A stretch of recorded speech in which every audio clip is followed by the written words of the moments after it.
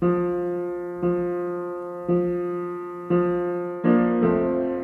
littéraire. Le podcast qui vous guide à travers les grandes œuvres de notre littérature. Épisode 9. On ne badine pas avec l'amour. Alfred de Musset.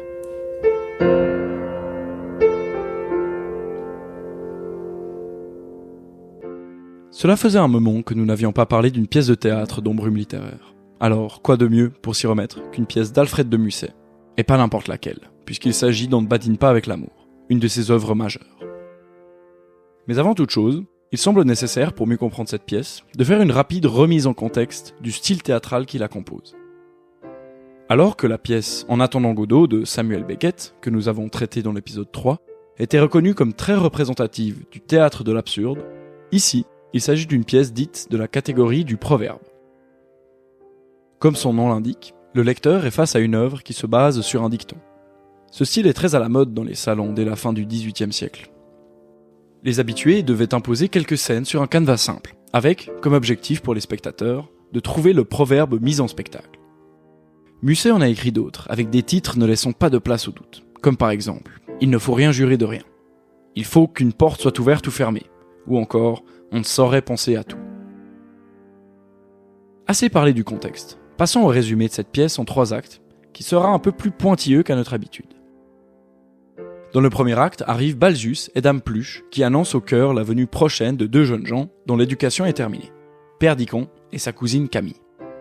Le baron, père de Perdicon, a prévu de les marier et a réglé tous les détails de leur rencontre. Mais voilà qu'à leur première entrevue, Camille répond froidement à l'empressement admiratif de Perdicon. Dame Pluche et Balzus, cachés, écoutent la deuxième rencontre des jeunes gens. Perdicon tente une nouvelle fois de séduire Camille, qui se dérobe. Ils se séparent fâchés. Dame Pluche prend le parti de Camille, mais le baron, lui, est gravement déçu. Retrouvant le paysage de son enfance et exprimant son émotion, Perdicon aperçoit à sa fenêtre Rosette, sœur de lait de Camille, et l'invite au château. Le deuxième acte débute avec une 3e entrevue, durant laquelle Camille déclare à Perdicon, sans donner ses raisons, qu'elle ne l'épousera pas. Apparemment résignée, Perdicon la quitte. Mais voilà que Camille est piquée par cette indifférence, et elle lui fait parvenir un billet par Dame Pluche. Pendant ce temps, Perdicon courtise Rosette, mais laisse percer sa mélancolie. Au bord d'une fontaine a lieu la 4e entrevue des jeunes gens, pendant laquelle Camille annonce à Perdicon sa décision de prendre le voile. Elle exprime sa peur de l'amour humain que le jeune homme défend.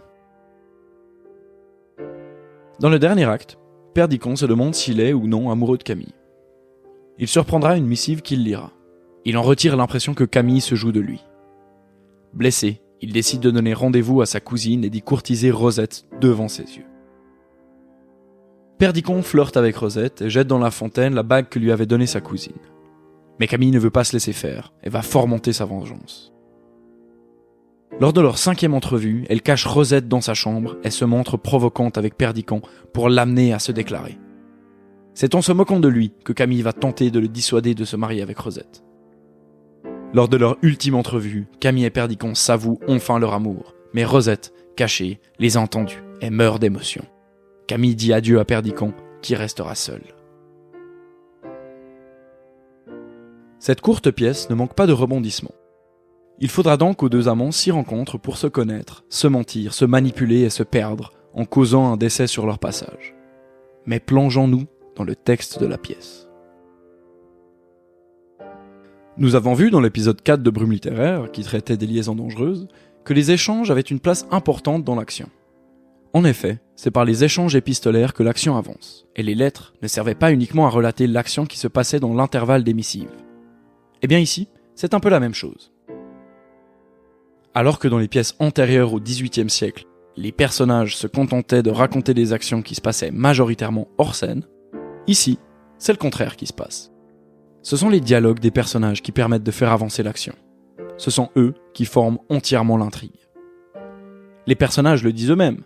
« J'aime le dialogue », dit Camille. « J'ai cru parler sincèrement devant vous et ma conscience. » Dans cette pièce, il n'y a que très peu de scènes dans lesquelles un personnage se retrouve seul à nous livrer un monologue pour nous faire comprendre son point de vue. Nous avons principalement affaire à des interactions. En effet, Au théâtre, le lien entre soi et les autres ne peut se faire que par la parole et quelques prescriptions de gestes que l'on nomme didascalie, notées souvent en italique dans le texte. Les personnages n'existent que par la parole, tout comme nous l'avions vu chez Beckett. Et ces paroles, ces mensonges, s'accompagnent donc bien sûr des masques, omniprésents dans la pièce.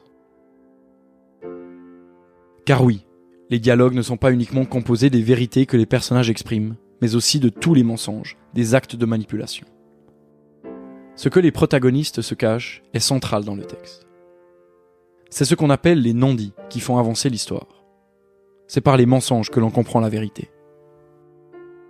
Certaines répliques, qui pourraient sembler inoffensives, prennent tout un autre sens quand on sait dans quelles intentions elles ont été prononcées.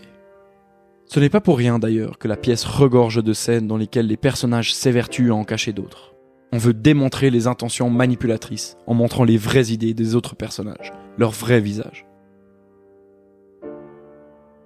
Nous pouvons profiter de cet épisode particulier pour parler des possibles inspirations autobiographiques qui se cachent dans la pièce. Pour cela, il faut retourner à l'origine de celle-ci. Elle aurait été écrite pendant le printemps de 1834, alors que Musset revient de Venise. Il y était parti avec George Sand, son amante. Alors qu'il y tombe malade, elle fait appel à un médecin dont elle tombera amoureuse. Des disputes éclatent dans le couple et Sand retourne à Paris et lui renvoie la première version de la pièce qu'elle avait prise avec elle. Il n'a donc pas inventé la pièce après la rupture, mais l'a tout de même modifiée. En effet, alors que la première version est en vers, la seconde est en prose. Le drame vénitien n'est donc pas au centre de la pièce, mais il a tout de même une influence sur sa forme ultime. Les thèmes de la pièce correspondent à la vie de l'auteur, et un détail n'est pas négligeable. Pour sa version finale, il a intégré des éléments des lettres que lui avait envoyées George Sand. L'un des passages les plus célèbres d'ailleurs est reporté mot pour mot de l'une d'entre elles. On est souvent trompé en amour, souvent blessé et souvent malheureux. Mais on aime.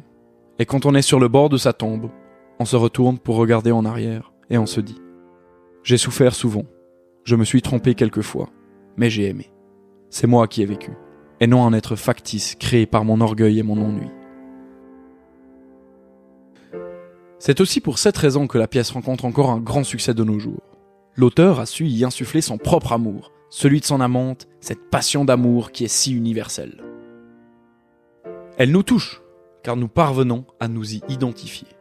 Les mots vont droit au but et ne cessent de résonner dans nos têtes et dans nos cœurs. La littérature a ce pouvoir de sortir du livre, d'intégrer nos vies en les décrivant parfois mieux que nous ne le ferions nous-mêmes.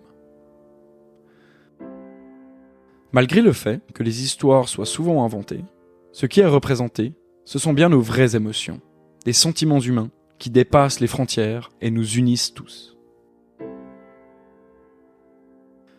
C'est de ces personnages complexes, de son contexte de production et de ces thèmes intemporels que la pièce tire sa force, jusqu'à devenir centrale dans notre littérature.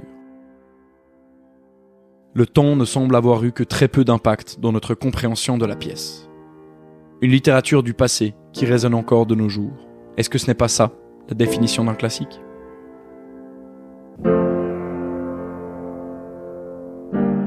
Merci d'avoir écouté Brume littéraire, le podcast qui vous guide à travers les grandes œuvres de notre littérature.